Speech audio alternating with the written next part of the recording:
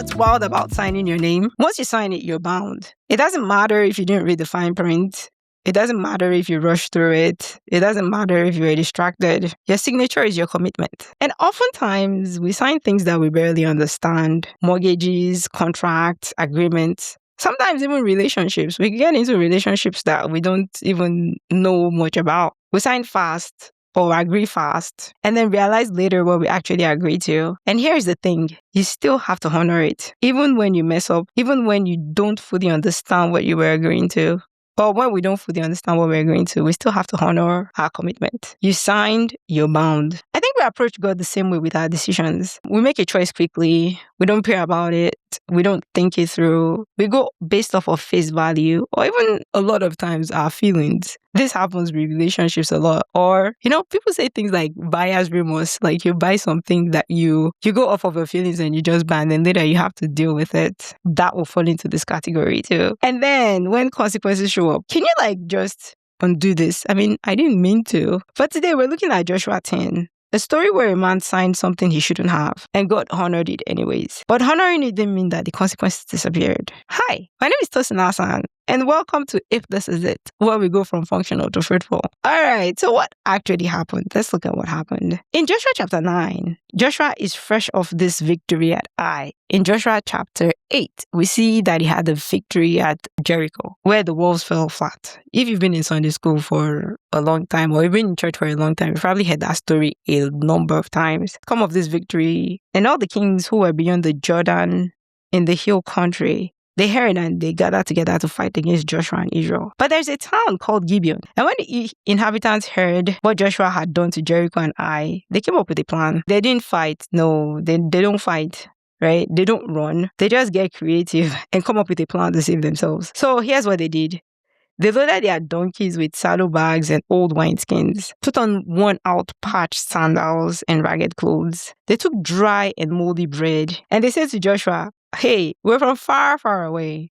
Let's make a peace treaty." Israel had clear instructions from God. Don't make treaties with nations nearby or nearby nations when you get to where you're going. So Joshua asks the obvious questions, right? Where are you from? Because if you're from nearby, we can't make a treaty with you. They lie. They go like, "Oh yeah, we're from far away. Look at this moldy bread. We've been traveling since forever." And here's the critical moment, right? The Bible records in Joshua 9 verse 14 that the Israelites sampled the provisions, but they did not inquire of the Lord. They sampled the bread. They didn't talk to God. And Joshua makes the peace treaty. 3 days later, they go and investigate. They find out that these guys are actually neighbors. They live right next door. And I'm pretty sure Joshua's face at that time was that, "Oh my days, what did I just do?" And he was probably thinking that, "Man, God, why would you let me do this?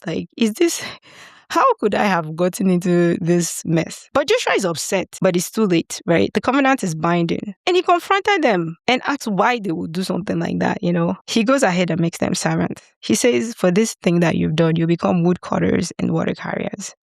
I mean, the covenant was binding. I mean, he was responsible for them at this point. And when he said that, the Gibeonites were like, "Oh yeah, that's fine. We'll definitely we're your servants. We'll rather be your servants than dead." But here's where things get wild, right? We get to Joshua 10. Joshua 10, this agreement was made in Joshua 9. And Joshua 10, when we get to verse 1, we see that the king of Jerusalem learned of the peace treaty between Gibeon and Israel. And he goes ahead and rounds up 4 other kings. So not 1, not 2, but 5 kings. They gather together to attack Gibeon. And the Gibeonites, they quickly send a message to Joshua. They're like, "Hey, Joshua, remember that treaty we made? We're your servants. Please, don't leave us now. Come and help us." And Joshua, when he heard the message, honoring his word, he gets up and he set out, right? He marches all night. The Bible says he marches all night. This man is marching to a battle that wasn't even his, right? A battle he stepped into by accident. A battle burst from an impulsive yes. But here's the thing that happened. On his way there, God tells him, "Do not be afraid. I have already given you victory." So Joshua gets there and God goes to work. Hailstones fall from the sky, the sun stands still, and Israel wins the battle. Joshua didn't plan for this battle, right? But they won. He didn't discern this battle beforehand, and he didn't fully understand it, but they won. God won that battle for them. The Bible records that no day like that has happened before then or after then, when someone spoke to the sun and it stood still. So what are the lessons in this story? First lesson, how is it that Joshua did not consult God and God still backed him up? The answer, Joshua was in the place of alignment with God. Did he make a mistake? Yes. Did that mistake lead to consequences? Absolutely. But God still helped him through it. Why? Because alignment with God is something that Joshua had cultivated for years. This wasn't a man who was constantly ignoring God and making reckless decisions. Joshua had spent years walking with God, listening to him, following him. His life was a pattern of obedience. So when he made one impulsive decision, he didn't erase that pattern, right? Because God saw his heart and knew what he always did, his inner disposition. I try to stay away from the word heart posture. God knew. And, I think about this in my own life too. I mean, there have been times when I made decisions without really checking with God, and God showed up anyways. And for the longest time, I honestly used to feel guilty about that. But I realized that God looks at the overall disposition of my heart, not just one decision. So if your life shows the pattern of seeking him, following him, wanting to honor him, one mistake doesn't disqualify you. Now, let's be clear. There were consequences. There are always consequences. Joshua still had to march all night. He still had to fight this battle he didn't plan for. He still had to manage this relationship with the Gibeonites for generations. Consequences are real, but consequences aren't the same as condemnation. God still gave him victory. God still showed up. And God still made the sun stand still. Here's what I've learned. God covers alignment, not perfection. Alignment doesn't remove consequences. It ensures God's presence within them. But there's something else, lesson 2, that caught my attention in this story. Very interesting, I must say. 5 kings attacked Gibeon. 5 kings. I'm reading this and thinking, okay, it's just ancient warfare. 5 rulers saw a threat and they teamed up. But then I started looking at their names. And in Hebrew, names mean something, and then a pattern emerged. So here's the thing. The first king, his name is Adonizedek, king of Jerusalem. His name means Lord of Righteousness, but only God is righteous. So when a human claims that title, it implies self-righteousness. That is the voice that says, I have done all the things that I'm supposed to do. I've done all the fasting, all the praying, and so I deserve XYZ. I am better than so and so because I don't do XYZ. It's the thought that says you're doing everything that you know to do. And so you don't really need to ask God about this. It's subtle, but it's dangerous. Self-righteousness convinces us that obedience ends leverage. That because we've done enough, we no longer need God's direction. I've done this, have you? But when we see someone else get something that we feel like we deserve. And the irony of the story is that Adonizedek's attack was actually driven by fear. He was afraid of what Israel was going to do next. So he gathered the other kings and went after the Gibeonites who had gone to align with God's people. That's what fear does. It doesn't always show up as rebellion. Sometimes it shows up as confidence that no longer consults God. The second king, Hebron, he was the king of Hebron. Hebron means seat of allegiance. This represents old identities, old loyalties. It's the version of us that we used to be. Part of us is afraid to release. It's that version of us that we used to be and the part of us that we refuse to release. We're afraid to release. When God tells us to step into something new, it's the voice that says, this isn't who you've always been. You used to be at a certain level. What if you fail? What if people don't recognize you anymore? The old identity doesn't resist God loudly. It resists him by constantly reminding us of who we used to be. And it keeps us tethered to the past, even when the past is no longer where God is moving us. So the third king is the king of Jarmuth. Jarmuth means height or elevation. So this pattern is self-elevation, self-exaltation. Self-exaltation. They need to be seen. They need to be affirmed. They need to be validated. It's that voice that makes decisions based on optics instead of obedience. If I do this, people will be impressed. If I do this, if I post this, if I say this, if I act like this, I'll get affirmation. A lot of people are guilty of this, especially since we're in such a system that rewards performance. And it's really sneaky. Validation from people is unstable. It shifts with mood, trends, attention spans. And when our identities are rooted in what people think, then we have to start making ourselves look like they want us to look or how they want us to show up. But when our identity is rooted in who God says we are, we can obey even when no one applauds us. When obedience costs visibility, self-exaltation always chooses optics. So the fourth king was the king of Lachish. Lachish means fortress. This represents self-protection. It's the walls we build to keep ourselves safe. And for many people, this comes from real pain. I mean, a lot of people have been hurt. We're hurt by other people. And so we've learned to protect ourselves. Self-protection says, don't tell them what you're dealing with. Don't step out in faith. What if it doesn't work? It's better to stay safe. And the sneaky part is this: self-protection often hides behind spiritual language. I'm praying about reaching out. I am praying about doing that. I am praying about having that conversation. I am praying about taking that step. And then 6 months later, we're still praying. We're still stuck. We're still safe. That's not discernment. That's fear. The irony is this: God doesn't usually remove fear before he asks you to move. He asks you to trust him in the fear. When prayer becomes a substitute for obedience, it is no longer faith. It's avoidance. It's avoidance. And walls that keep pain out also keep blessings out. All right. So the fifth king is Eglon. Eglon means calf-like. So the fifth king is the king of Eglon, and it means calf-like. That's pointing to cycles of repetition. This is self-comfort. Yeah, the pattern revealed here is self-comfort. Complacency disguised as wisdom. It's the voice that says, you don't really need to change that. It's not that bad. Eglon means calf-like.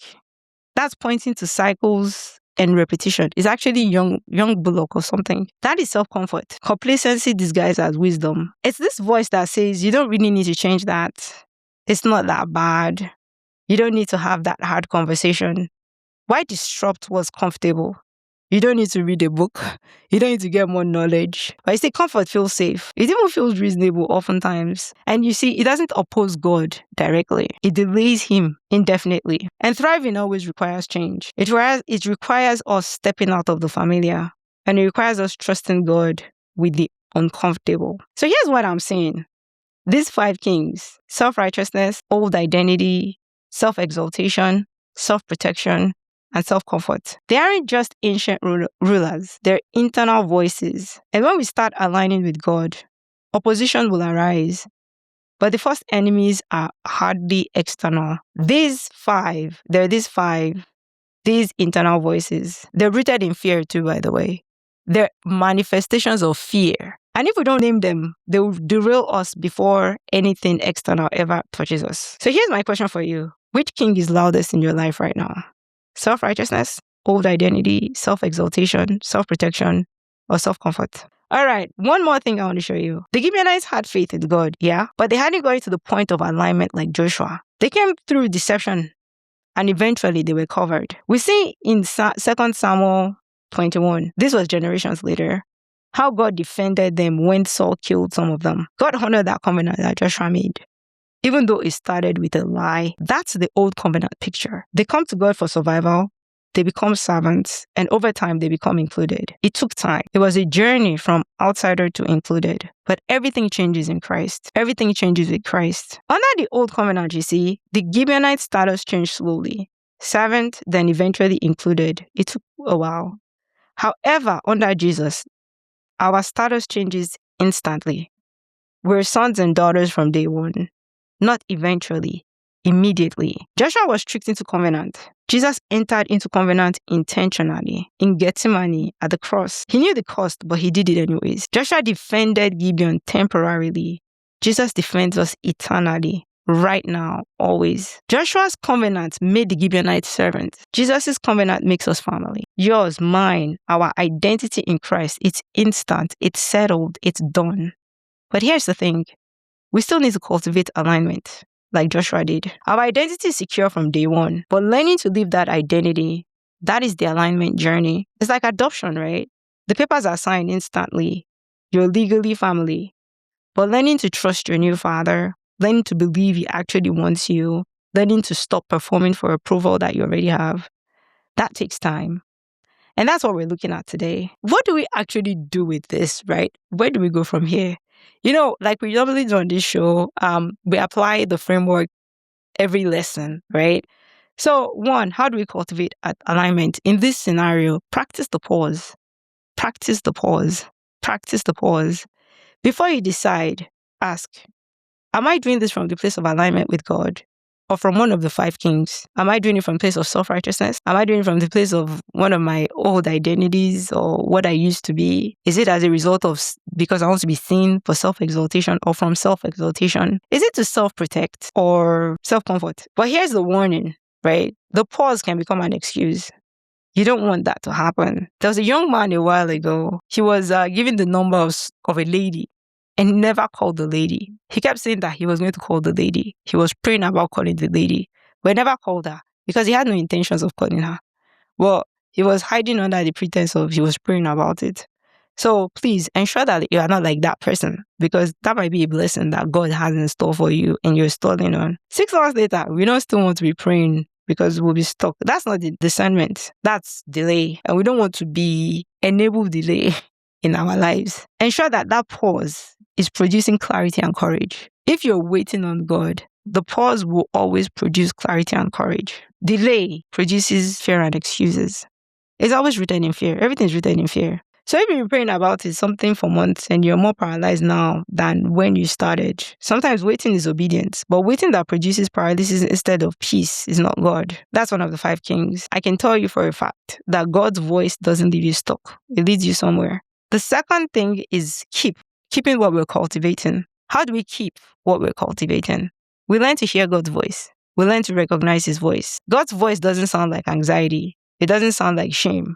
It's steady, it's loving, sometimes challenging, but it's never condemning. If the voice says that you're a failure, that's not God. I mean, from my own experience with him. But if it says, this is hard, but I'm with you, let's move forward. Learn to recognize his voice. To recognize his voice, get familiar with him through his word. Everything that he says, you see a pattern of it. You find a pattern of it in his word. Some people will say, not everything. That hasn't been my experience. If that's been, I don't know. But I know for a sure fact, you always recognize his voice through his word. Okay? Third, resist the tree of knowledge of good and evil. In this case, give yourself grace, but don't avoid responsibility. One impulsive decision doesn't disqualify you. God didn't abandon Joshua. He backed him up. But grace doesn't mean avoidance, right? Joshua honored the covenant. He didn't bail because it was hard. When you mess up, own it. Ask God for wisdom. Move forward. Grace isn't passivity. It's power to do what's right, even after you've done what's wrong. Take that question from earlier. Which of the 5 kings is rising up in your life right now? Is it self-righteousness, old identity, self-exaltation, self-protection, self-comfort? Name it, write it down, surrender it, and ask God to help you resist it. Because the truth is, these eternal enemies, they keep us from the fruitful life that God has for us. But when we name them and resist them, and we surrender them, God fights for us. And that's when we move from surviving to thriving the way God intended for us to. Remember Adonizedek, like I said earlier, fear drove him to act. And what happened? He was destroyed. Himself and the other kings, they were destroyed in that battle. But when we align with God, he covers us, fights for us. Those kings get destroyed and get silenced in our lives. I can tell you that for a fact. God fights for us, even when we mess up. My single people again, who keep saying, some of them say things like, when you're gentle, people take advantage of you. I tell them all the time, from the place of alignment with God, no one can take advantage of you. The goal is not perfection. It's never been. The goal is alignment. And God already gave me victory. He doesn't wait for us to get it perfect before he fights for us. He waits for us to stop letting fear make decisions you're already settled. All right, well, that was our episode. Remember, fear is the biggest inhibitor to us being who God created us to be. And it manifests in one of these 5 kings most of the time. Those 5 kings are expressions of fear. All right. Well, that was our episode today. If this spoke to you, send us a comment, share, like, subscribe, or send us a message if there's something you want us to talk about. Until next time, this is If This Is It, where we go from functional to fruitful.